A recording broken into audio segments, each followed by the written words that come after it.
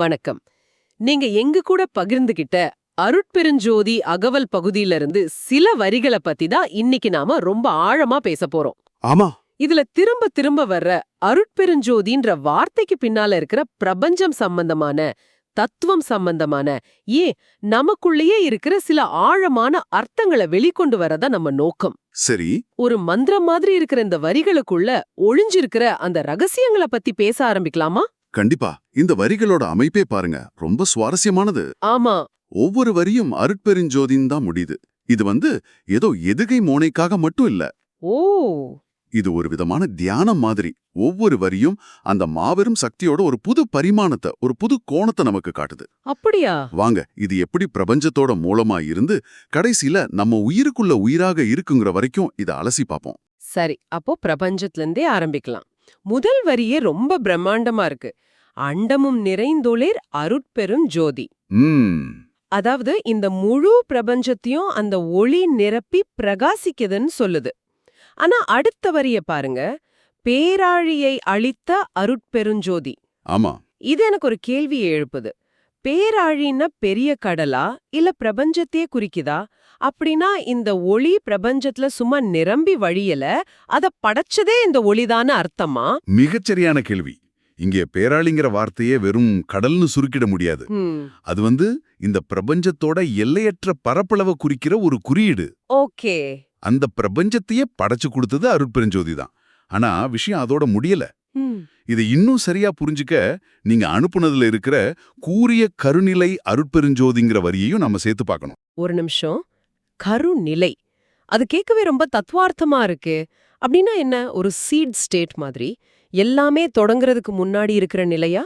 சூப்பரா சொன்னீங்க. அதுதான், ஒரு பெரிய ஆலமரம் வர்றதுக்கு முன்னாடி அது ஒரு சின்ன விதைக்குள்ள அடங்கி இருக்கு இல்லையா? ஆமா. அந்த மரம், இலை, கிளை எல்லாமே அந்த விதைக்குள்ள ஒரு சாத்தியமா, ஒரு பொட்டென்ஷியலா இருக்கு. ஆனா வெளியே தெரியாது. சரி.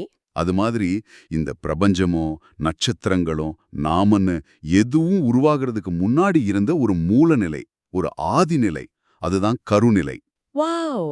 அந்த மூலநிலையே அருட்பெருஞ்சோதிதான் இந்த வரி சொல்லுது. ஓ, அப்போ இது பிரபஞ்சத்துக்குள்ள இருக்கிற ஒரு சக்தி இல்ல, பிரபஞ்சமே இதுக்குள்ளே இருந்து தான் வந்திருக்கு. எக்ஸாக்ட்லி. வாவ். அப்போ குலவிய கீழ்மேல் அருட்பெருஞ்சோதிங்கிறது இதை இன்னும் விரிவுபடுத்துதா? அது வெறும் திசைகளை குறிக்கிற மாதிரி இல்லையே. இல்லவே இல்ல. கீழ்மேழ்ங்கிறது நம்ம நினைக்கிற மாதிரி வெறும் அப் அண்ட் டவுன் கிடையாது. அப்போ அது எல்லா பரிமாணங்களையும், எல்லா தளங்களையும் குறிக்குது. நாம பார்க்கிற இந்த முப்பரிமாண உலகம், நம்ம அறிவுக்கு எட்டாத வேற பரிமாணங்கள், உயர்வான ஆன்மீக நிலைகள், சாதாரண பௌதீக நிலைகள்னு எல்லா இடத்துலயும் அதுதான் பரவி குளவி, அதாவது சந்தோஷமா இயங்கிக்கிட்டு இருக்கு. Okay okay. ஆக இந்த 4 வரிகளையும் ஒன்னா சேர்த்து பார்த்தா என்ன தெரியுது? அருட்பெருஞ்சோதிங்கிறது இந்த பிரபஞ்சத்தை நிரப்பி அதை உருவாக்கி எல்லாத்துக்கும் மூல காரணமாக இருந்து எல்லா பரிமாணங்கள்லயும் பரவி இருக்கிற ஒரு முழுமையான படைப்பு சக்தி. ஒரு complete and all inclusive reality. ஆமா, அதுதான் பிரம்மாண்டம். இந்த பிரபஞ்சத்தோட மூலத்தை பத்தி பேசிட்டு இருக்கும்போதே நம்ம ஒரு சுவாரஸ்யமான புதிர்க்குள்ள நுழையிற மாதிரி தோணுது. சொல்லுங்க.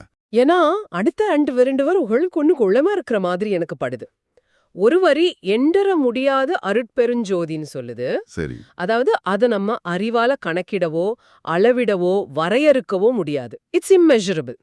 ஆனா அதுக்கு அடுத்த வரியே இலங்கிய பற்பல அருட்பெருஞ்சோதின்னு சொல்லுது. ஆமா. அதாவது அது பலவிதமான எண்ணற்ற வடிவங்கள்ல பிரகாசிக்குது.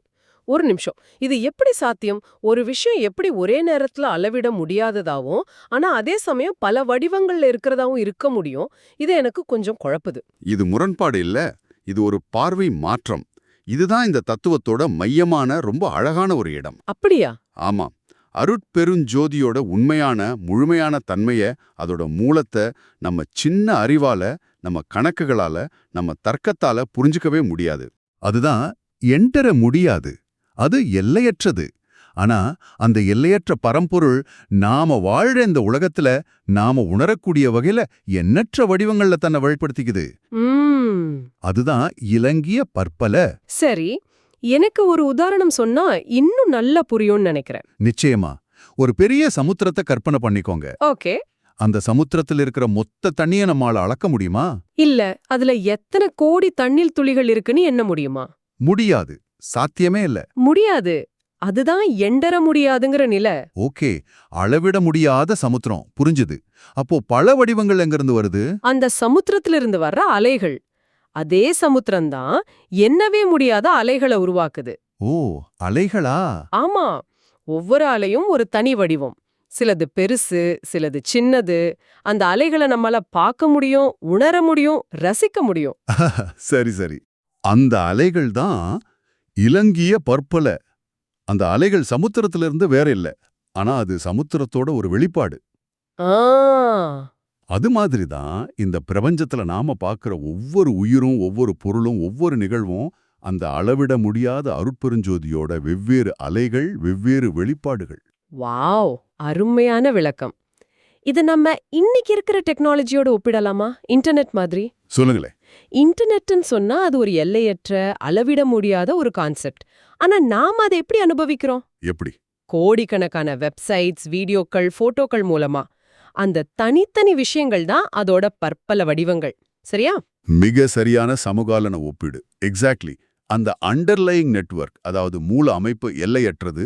ஆனா அதோட வெளிப்பாடுகள் நாம பார்க்கக்கூடிய, பயன்படுத்தக்கூடிய வடிவங்கள்ல இருக்கு. ஆமா. இது கண்ணுக்கு தெரியாத அந்த பரம்பொருளுக்கும் நம்ம கண்ணுக்கு தெரியிற இந்த உலகத்துக்கும் இருக்கிற தொடர்பு ரொம்ப அழகா வளர்க்குது. மனச விரிய வைக்கிற ஒரு எண்ணம் இது. சரி, இந்த பிரம்மாண்டமான பிரபஞ்ச அளவுல இருக்கிற விஷயங்கள் மனசுக்குள்ள ஒருவித பிரமிப்பை ஏற்படுத்துது. ஆமா. ஆனா நீங்க அனுப்புன அடுத்த சில வரிகள் தான் இத ரொம்ப நெருக்கமான, தனிப்பட்ட ஒரு அனுபவமா மாத்துதுன்னு நினைக்கிறேன். ம். இது அந்த பிரபஞ்ச சக்திய நம்ம இதயத்துக்குள்ளேயே கொண்டு வந்துடுது. சாருயர்க்கெல்லாம் அருட்பெருஞ்சோதிங்கிற வரி, இது ஏதோ தூரத்துல இருக்கிற சக்தி இல்ல, எல்லா உயிர்களுக்கும் பொதுவானதுன்னு சொல்லுது இல்லையா? ஆமா. இது ஒரு முக்கியமான படி. அது எங்கேயோ வாலத்துல ராஜா மாதிரி உட்கார்ந்திருக்கிற தெய்வம் இல்ல. அது புல், பூண்டு, புழு, பூச்சி, மனிதன்னு எந்த பேதமும் இல்லாம. எல்லா உயிர்களுக்குமா? ஆமா.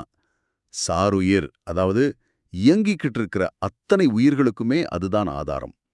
ஆனா அடுத்த வரி இத இன்னும் ஒரு படி மேல, நம்ம நினைச்சு பார்க்க முடியாத அளவுக்கு ஒரு நெருக்கமான இடத்துக்கு கொண்டு போகுது. எந்த வரி? ஆருயிர் குயிராம் அருட்பெருஞ்சோதி.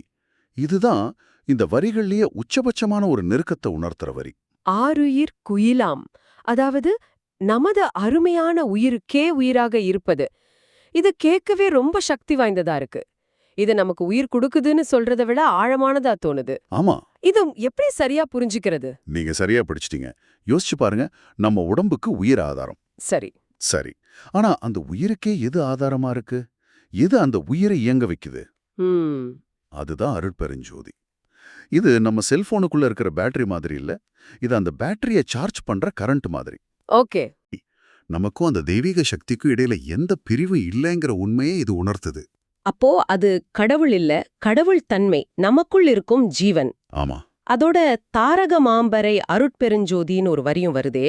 தாரகம், பறைங்கிற வார்த்தைகள் இதுக்கு இன்னும் என்ன அர்த்தம் கொடுக்குது? நல்லா கவனிச்சிங்க. தாரகம்னா தாங்கி கொண்டிருப்பது, ஆதாரம் இல்லனா ஒரு வழிகாட்டின்னு அர்த்தம்.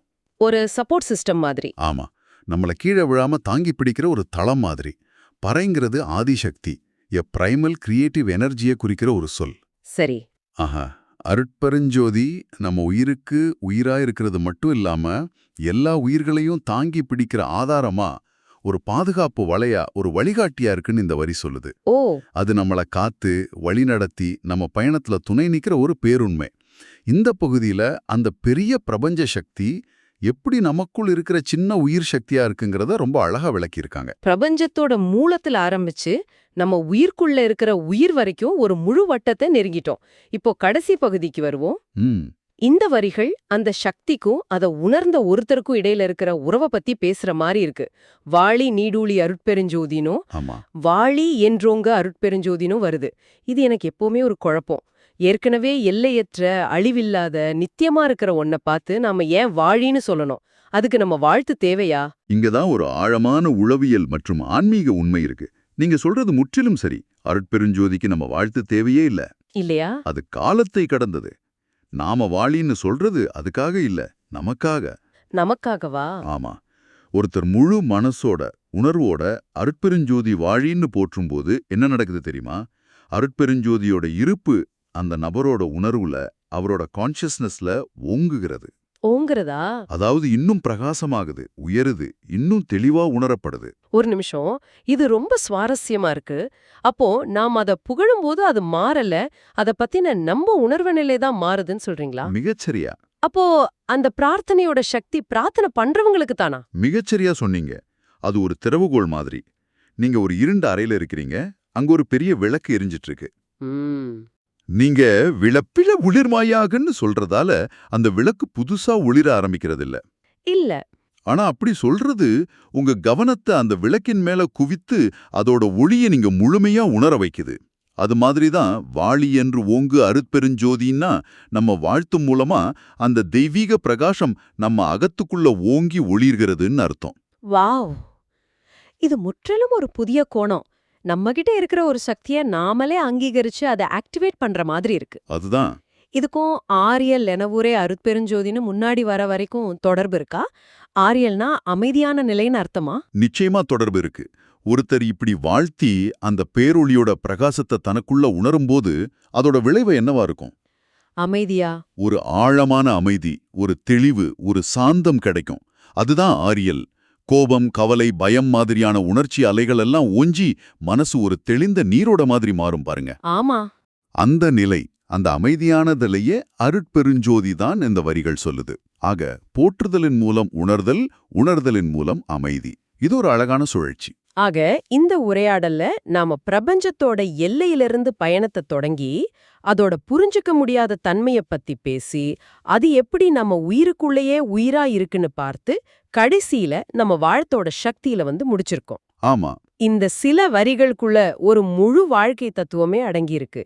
இதிலிருந்து நீங்க எடுத்துக்க வேண்டிய முக்கியமான விஷயம் என்ன? மிக முக்கியமா இந்த வரிகள் ரொம்ப எளிமையான வார்த்தைகளை திரும்ப திரும்ப பயன்படுத்தி ஒரு முழுமையான தத்துவத்தை எப்படி உருவாக்க முடியுங்கிறதுக்கு ஒரு சிறந்த உதாரணம். சரி. இது ஒரே நேரத்துல பிரபஞ்சத்தை படைச்ச ஒரு பேராற்றலா இருக்கு, எல்லாத்துக்கும் பின்னால இருக்கிற கண்ணுக்கு தெரியாத சாரமா இருக்கு, உங்களுக்குள்ள துடிக்கிற உயிர் சக்தியா இருக்கு. நீங்க போற்றும்போது உங்க உணர்வுல ஓங்கி ஒளிரும் பிரகாசமா இருக்கு. ஓகே. சுருக்கமா சொன்னா பேரண்டமும் சிற்றண்டமும், அதாவது இந்த பெரிய பிரபஞ்சமும் தனிப்பட்ட உயிரா இருக்கிற நீங்களும் வேற வேற இல்ல, ரெண்டும் ஒண்ணுதாங்கிற ஆழமான கருத்து இது முன்வைக்குது. அந்த இணைப்பு தான் இதோட மையப்புள்ளியா இருக்கு. ஆமா. உங்களுக்கான ஒரு இறுதி சிந்தனை. சொல்லுங்க. அருட்பெருஞ்சோதி இலங்கிய பற்பல வடிவங்கள்ல, அதாவது பலவிதமான வடிவங்கள்ல பிரகாசிக்குதுன்னு இந்த வரிகள் சொல்லுது இல்லையா? ஆமா. இந்த தெய்வீக ஒளி எல்லா உயிர்களுக்கும் உயிரா பிரபஞ்சம் முழுக்க நிறைஞ்சிருந்தா உங்க அன்றாட வாழ்க்கையில ஒரு சக மனிதரோட புன்னகையில, ஒரு பூவோட மலர்ச்சியில, ஒரு குழந்தையோட சிரிப்புல, ஏன் நீங்க சந்திக்கிற ஒரு சவால்ல கூட நீங்க இதுவரைக்கும் கவனிக்காத எந்தெந்த எதிர்பாராத வடிவங்கள்லாம் அது பிரகாசிச்சுக்கிட்டு இருக்கலாம். யோசிச்சு பாருங்க.